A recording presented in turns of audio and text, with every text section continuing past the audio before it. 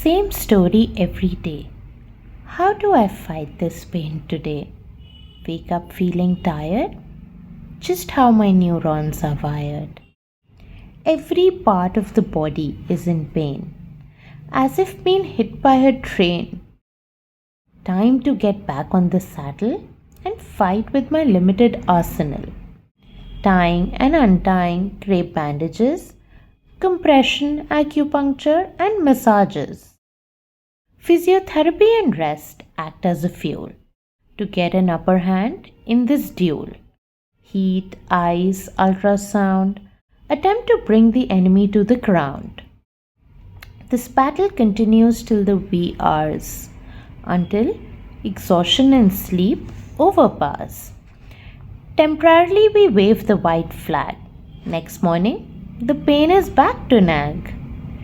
Time to regather the courage to continue fighting this outrage. Once again, I put on my armor, hope to fight a little harder. Same story every day. How do I fight this pain today? Hi, my name is Arushi Lohiya. I'm from India. I'm the founder of India Fibromyalgia Foundation, a part-time marketing and HR consultant, a poet, and an animal lover. And most of all, why I'm here today is a fibromyalgia fighter and advocate. So buckle up and come along with me on this ride where I take you with me to give you a little sneak peek into my life. So welcome to my life, courtesy fibromyalgia. I call it the monster F of my life. So most of you might be sitting right now, and that's how we spend most of our day, right? At work, while driving, at a restaurant, watching TV, and so on and so forth. Now imagine for a second, what if you couldn't sit at all? Not even for a minute. And every time you try to sit, it hurts as if hundreds of needles are piercing your body. Can't wrap your head around it, right? Welcome to my life. All courtesy fibromyalgia. If not sitting, then you're standing, right? You stand while you're preparing a meal, brushing your teeth, taking a shower, at the bar, waiting in line to pick up an order, at a wedding, a party, and the list goes on and on and on, right? Now think for a second, what if you couldn't stand even for like 15 minutes, 20 minutes? And as if there's like some ticking timer attached to your body and the bomb will go off as soon as you exceed this time limit. Well, that is what happens to me exactly after standing for 15-20 minutes. Welcome to my life. All courtesy fibromyalgia. No sitting, no standing. So definitely you're lying down, right? By now, I'm sure you know the drill, right? So now imagine if you could not lie down on your back, or for that matter, even on your sides, and you're stuck lying down, prone on your stomach, like I'm lying down right now. So how do you spend most of your life like this? Doing what, You can't watch TV, read a book, work on the laptop, and again, the list goes on and on. Sounds very limiting, right? Well, welcome to my life. All courtesy fibromyalgia. Now put all these limitations together and add multiple layers of complication. That's fibro for you, right? Excruciating pain, head to toe, every muscle, every bone, every joint, every nerve, everything pains. And most of us here are, well aware of that feeling. We live through it, right? 24/7. Since fibro's onset in 2012, I've actually not spent a single day without pain. Every day brings a new symptom. And it's impossible to go over all these symptoms in such limited time that we have, but to give you a glimpse on how limiting it can be, on a really bad day, the pain is so much that I struggle to even brush my teeth, comb my hair, eat with a spoon, type even a single line. And sometimes it's just so bad that I curb my hunger to avoid the pain that the eating process will give me, and that's just how it is. And this list also goes on, right? Like I said, welcome to my life, all courtesy fibromyalgia. Doesn't sound pleasing at all, right? It rather sounds pathetic, but that's not how it was. I graduated top of my class from Iowa State University in the US, in marketing and HR.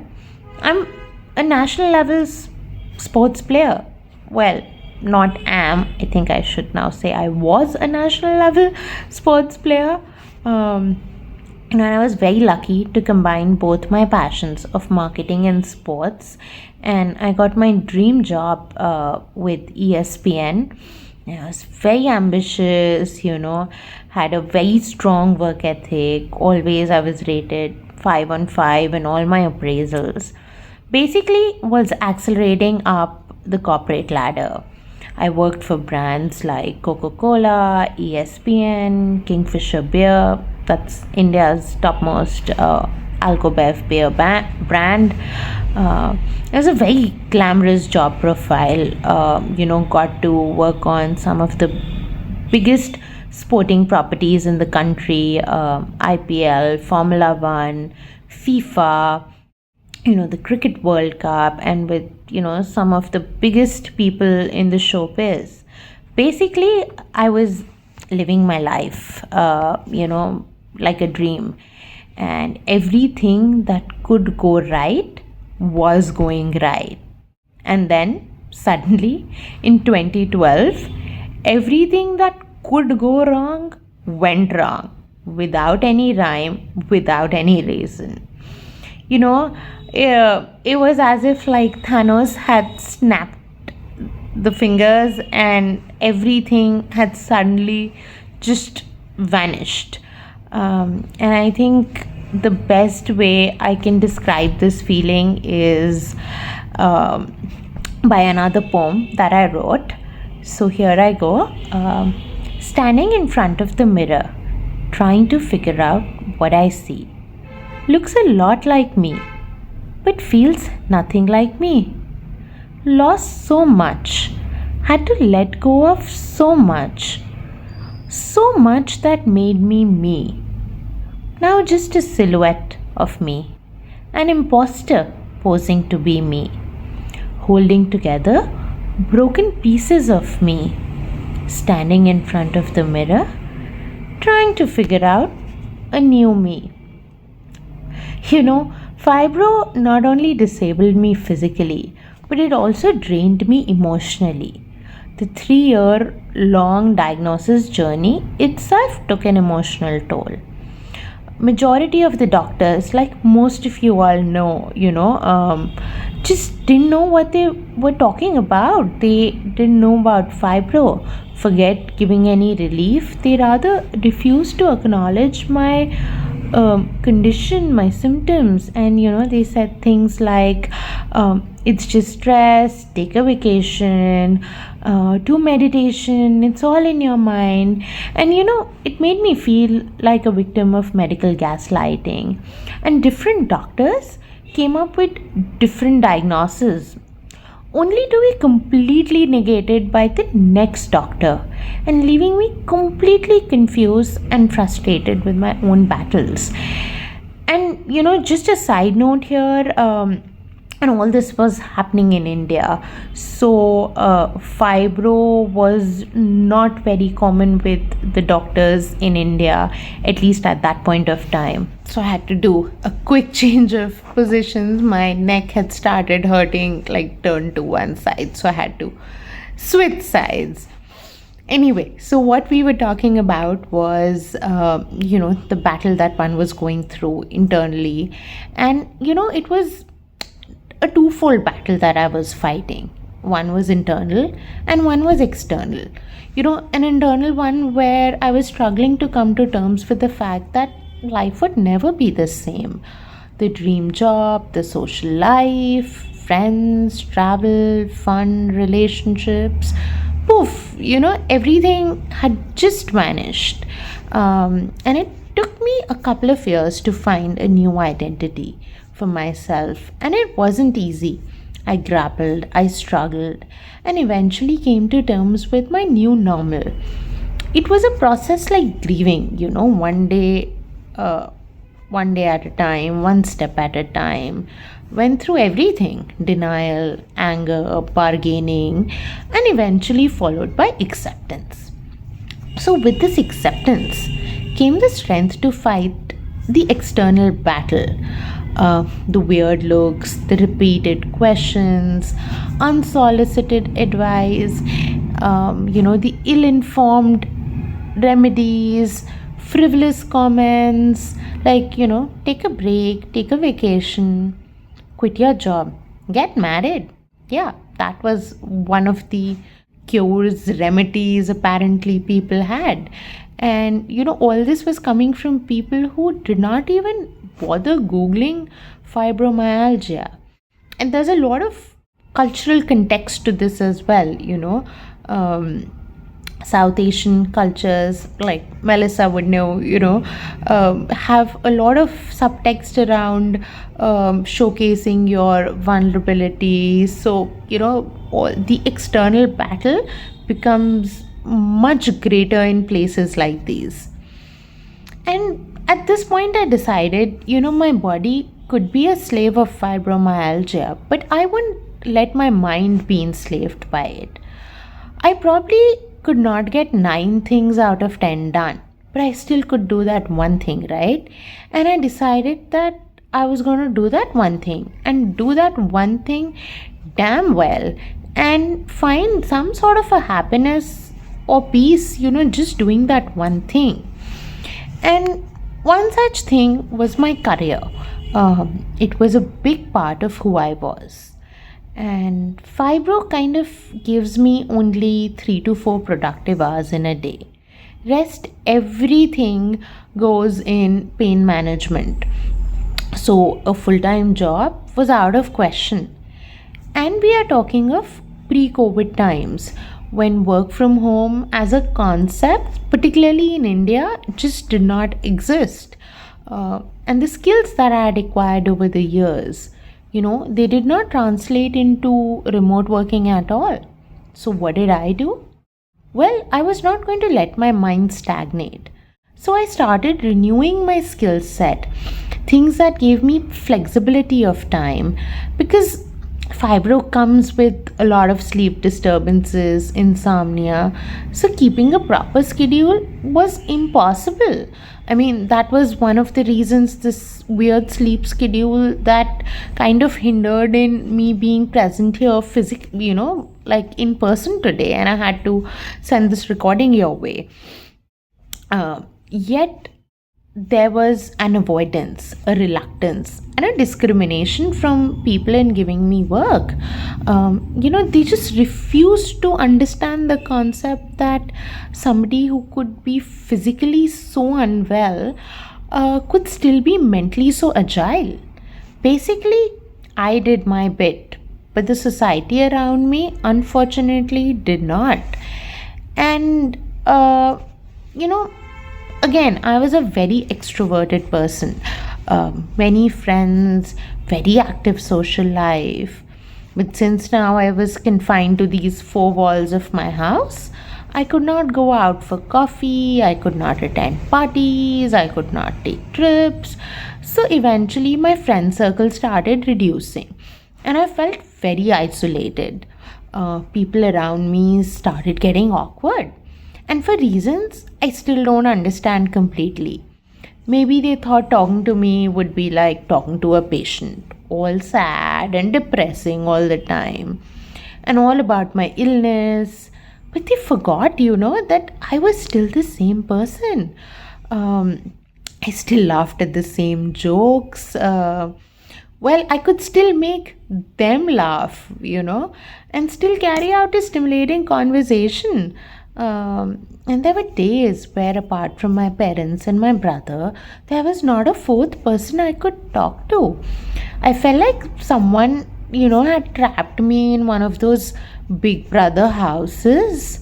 I would tell my friends that if you don't have the time to come and see me, just pick up the phone, give me a call, tell me about your life, what are you doing, what's going on, and I want to live vicariously through your lives. And I would tell people that, whenever you're passing by my house, I'm very centrally located, just stop by, say hi. It would take 2 minutes of your time, but for me, it would make my day. So basically, I redefined my expectation of friendship to ask for literally the bare minimum. So I again did my bit, but unfortunately, they didn't. And clothes and fashion was another big part of me. I love dressing up. I'm currently wearing 10 to 15 crepe bandages under my clothes. You can't see them, but they're here to support my weak muscles, my feet, my calves, my knees, my arms. So different places, like I have these crepe bandages tied to help me with, my aches and pains. And I would love wearing, these strappy sandals and heels. And I had hundreds of them, just like Carrie Bradshaw. Well, while the men in the audience might be scratching their head a little bit, but I'm sure all the women understand what I'm talking about, right? And because of fibro and all these crepes, I can no longer wear these two. I used to love wearing dresses and skirts, and now with crepes, they have gone out of the window too. So I was initially very awkward because of, people constantly staring, asking questions, like, did you have an accident? Are you hurt? Did you fall down? So for years, and I mean years, I only wore pants and pajamas. But no longer. I embraced crepes as a new part of, my identity. I started going out with this whole paraphernalia of, tied crepe bandages, all these pillows that I lie down on. So this set of 6 pillows in public. And, I would go out like that. I'm no longer awkward. But guess what? People around me still get very uncomfortable, awkward, sometimes to the extent that they are unwelcoming, and sometimes they even, ask me not to attend. So again, I did my bit, but the society did not. So, long story short, the internal part of the twofold battle I managed to address very early on. I made sure that I would not let depression step into my life, and I started redefining my idea of happiness. I started finding it in the smallest of things, whether it was something as basic as a good home cooked meal, a good show, a new song, finding a new stray dog to feed in the limited time that I stand. So the internal battle was kind of sorted. The external battle, however, that is never ending. It has gotten better with time, but I still fight it on a daily basis. I continue to do my bit every day, but the society, I think, still has a long, long, long way to go. And these battles that I talk about, they are not only my battles. Most people with fibromyalgia go through this, and more so over in a country like in India. So, in order to make their journey a tad bit easier than what it had been for me, I decided that I am not only going to fight my battle with a lot of courage, hope, and a big smile, but also use my voice towards raising awareness and removing taboos around this condition. I founded the NGO called, it's a non-profit called India Fibromyalgia Foundation, which aims to encourage meaningful conversations around fibromyalgia. And I feel that, platforms like the one we are on today go a long way in furthering this goal. Thank you for this lovely opportunity, and pun intended, a patient hearing. Keep up the amazing work, Melissa, and the entire Fibro support team. It's always a pleasure to be here. Look forward to meeting all of you next year, hopefully one-on-one in person. But until then, feel free, anybody who's here in the audience, if you wish to reach out, look me up on my socials. I go by my first name and last name, so it's Arushi Lohiya, or you can look up our official India Fibromyalgia Foundation ID on all social media platforms. And before I go, I think I would like to sign off with another one of my poems. So here we go. I had a dream again. Everything was green again. The wind blew my hair again. I was driving in the fast lane again. I had a dream again. Everything was rosy again. There was a spring in my step again. I was dancing to my own tunes again. I had a dream again. Everything was bright again. There was no stopping me again. I was flying high in the sky again. So fingers crossed, hoping for this again to come soon for all of us. Have a wonderful rest of the day. See you soon. Bye.